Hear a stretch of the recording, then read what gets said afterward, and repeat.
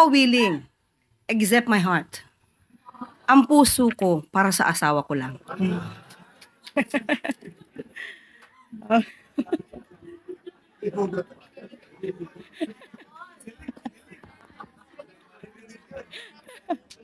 Ayan, okay, ready na po tayo sumagot ng inyong mga mahihirap na katanungan, MPC. First question, special request, Chloe Hufana, Business World. Hello, Ipo Yusek. As the Israel-Iran entered its 7th day of airstrikes, do we see any effect of their prolonged conflict in terms of OFW remittances and deployment? Nakausap po natin si Yusek Alu ng DOF at sinasabi po niya sa ngayon po ay wala pa pong impact na gano'n sa OFW remittances. Ang sabi po niya, and I quote, "The impact on remittances remains limited for now.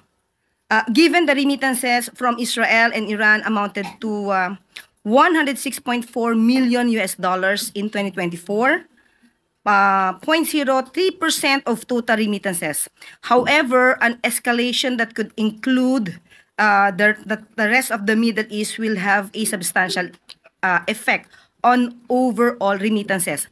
Ayon sa kanya po, malamang po talaga ay magkakaroon ng pagtaas sa presyo ng krudo at maapektuhan mas malamang ang household consumption at ang economy growth prospect. Yun po ang sasabi niya. Dahil kadalasan po kapag tumataas ang presyo ng krudo, tumataas din po ang bilihin sa merkado. Thank you po. Thank you, Chloe. Next question, Eden Santos, Net25. Good afternoon po, Yusek. Kaugnay po nung yung sikat ba the scatter na binabanggit po. Alam naman natin na hindi lang po siya cocaine o iba pang illegal drugs ang nakaka-addict. Sabi po marami nating mga kababayan yung nalululong na rin dito sa tinatawag na scatter dahil madali lang pong ma-access online. Marami yung nababaon sa utang at nasisira yung buhay at maging yung kanilang pamilya dahil po sa online sugal. May mga viral post na po sa SOCMED kaugnay nito. May mga endorser din po ng mga kilalang mga personalidad. May mga billboards pa nga po na nakakalat sa EDSA. Ito po ba ay yung negatibong epekto ng online na sugal ay nakarating na sa Pangulong Marcos at ano po yung maaaring gawin ng ating gobyerno tungkol dito para po maiwasan yung mas malala pang negatibong epekto nito? Opo, nakakalungkot po dahil marami sa mga kababayan natin ang nagugumon sa sugal. Kung gagamitin lamang nila ang kanilang utak, ang kanilang pagdiskarte, hindi na sana sila po problemahin ng gobyerno. But dahil hindi nila makontrol ang sarili nila sa pagkagumon sa sugal, ay kailangan pa silang intindihin. But anyway, ang pamahalaan naman ay para sa kababayan natin. Nakausap po natin si Attorney Jeremy Luglug, ang AVP ng Electronic Gaming Licensing Department. Particular dito sa larong scatter. Ayon po sa kanya, ang scatter po ay isang game na ino-offer ng mga licensed gaming website. So kapag ka po ito ay in-offer naman ng isang licensed gaming website, nakokontrol po ito, namomonitor po ito, at kung ang pamilya man ay nagkakaproblema sa kanilang kamag-anak dahil nagugumon sa sugal, maaari po sila agad pumunta sa PAGCOR para po maban ang tao na ito sa paglalaro. Ang problema po ngayon ng gobyerno ay marami pong illegal na gaming website. At meron na po silang 7,000 website na naipasara. Ito ay pinapaalam po sa DICT para po maipasara. Yun lamang po, kapag ka po naipasara, mag-iiba na naman ng website. So, pero hindi po titigil ang PAGCOR at ang DICT sa pagtanggal ng mga ganitong klaseng website. Kaya lamang po ay magiging paulit-ulit dahil paulit-ulit silang nagbabago ng kanilang website.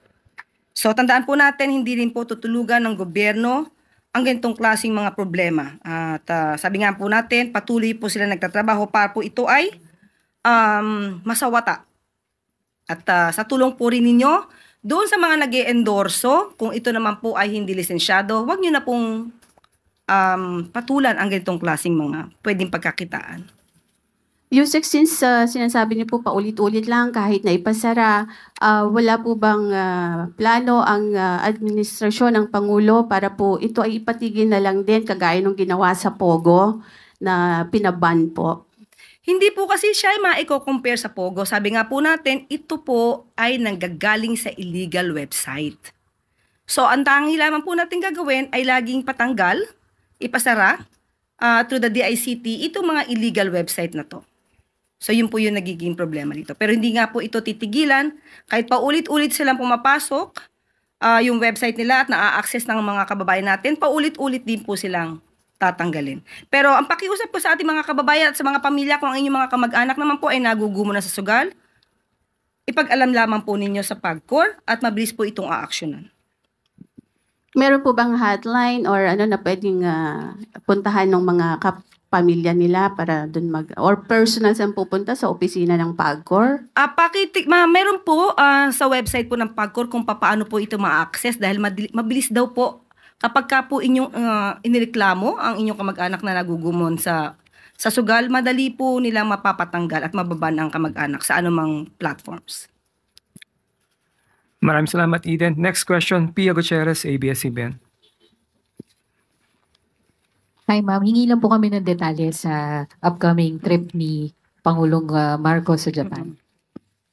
Okay, kaalis lang po ng Pangulo patungong Japan. Opo. Ngayong araw. Sa pagkakaalam ko po, siguro habang nag-start po tayo dito ay papalipad na po ang aeroplano papuntang Japan. More or less. So, ang magiging caretaker po ay si E.S. Lucas Bersamin, Secretary Conrado Estrella at si Secretary Sani Angara. Ang pagpunta po ng Pangulo doon ay para po pasinayaan, puntahan at ipagmalaki ang pavilion ng Pilipinas sa nasabing World Expo sa Osaka 2025. Dahil ito po ay nagtatampok po ito ng mga, of course, yung mga mayayaman nating kultura at ang magaganda nating landscapes. At ito po ay isa sa parte para po mas lalong mapalawig natin ang turismo sa bansa. Maliban po dito ay magkakaroon po ng business meetings ang ating Pangulo at magkakaroon din po ng ang oras po ay ilalaan niya para sa mga kababayan natin sa nasabing bansa. Until when siya doon? By this weekend po siguro ang balik ng Pangulo. So may meeting siya with the Filipino community? Yes, meron po. Meron din po ba siyang pagpupulong sa mga opisyal sa Japan? Ang pagkakasabi lamang po natin ay business meeting. So, yun lang po muna ang mabibigay kong detalye. Follow-up question, Maricel Halili, TV5. Magandang hapon, Yusek. May window kung sino-sino po yung kasama ni PBBM sa Japan? Parang hindi ko po naitanong kanina. Maliit lang po ang mga kasama. Maliit lang po yung delegado na kasama po ng Pangulo. At bibigyan ko po kayo ni Talia kapag nabigyan po ako. Hindi ko po nahingi. Next question, Ivan Mayrina, GMA News. Yusek, before I go to my question, just one related on the Japan trip. Bakit ho kaya na-withhold itong mga information na to na tungkol sa detalye ng trip ng Pangulo? Wala I po. mean, we weren't told about it until today that you said na nakaalis na po. Which is unusual because usually when the president goes on a foreign trip, may pre-departure briefing. No, sa pagkakalam ko po, nabalita naman kung kailan po ang kanyang pag-alis. Hindi po. Hindi naman po siguro meron po ako nakita sa isang news.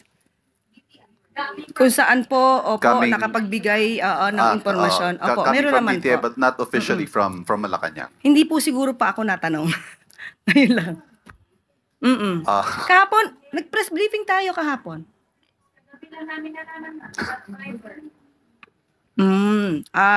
Wala po tayong siguradong tugon para dyan dahil ito naman po talaga ay schedule because of the expo. Okay. para sa pavilion na pinagmamalaki ng Pangulo. If I may proceed to my question, ma'am, the UN Special Rapporteur has called on the Philippine government to ratify international human rights treaties, specifically the International Convention for the Protection of Persons from Enforced Disappearance. Yes. Nabasa ko po yung artikulo na to.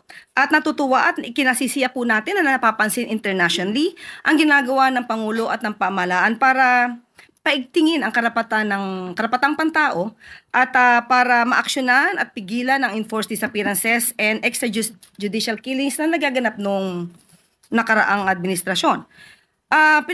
Nabasa ko rin yung tungkol sa freedom of expression at siguro naman po ay walang duda na ang freedom of expression ay namamayagpag sa atin ngayon dahil ang Pangulo pa mismo at ang gobyerno minsan ang siyang biktima ng fake news.